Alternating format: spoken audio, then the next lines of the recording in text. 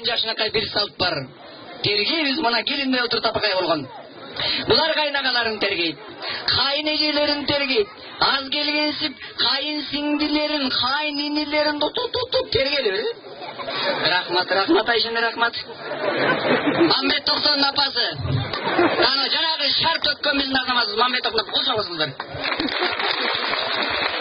Мына анан тергейт, анан бир келин ыр жарышына катышып калат дейт.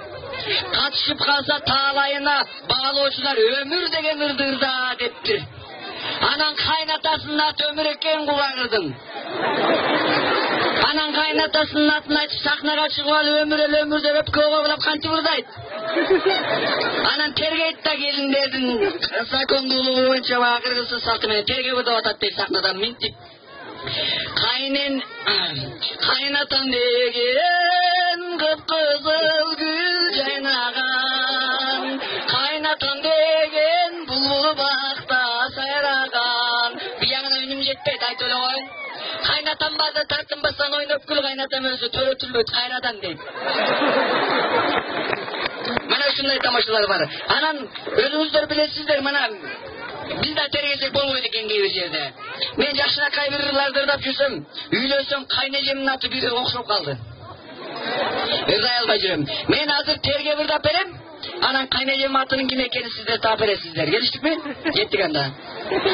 Беттин көркү нур менен да белдин көркү кур менен, бүз сүйгөн сулуу кайнежем бүгүн белгилүү болсун ыр менен. Эки лагың кызыл гүл ачылгандай кайнежем, бир карасаң жүрөк от чачылгандай кайнежем. Секин баскан бутуңдан, сейдала мончок жытыңдан, аста баскан бутуңдан, аң атыр бир мончок жытыңдан.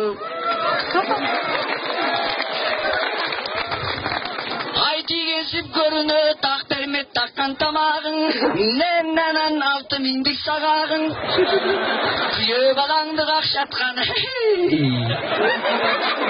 Ошо.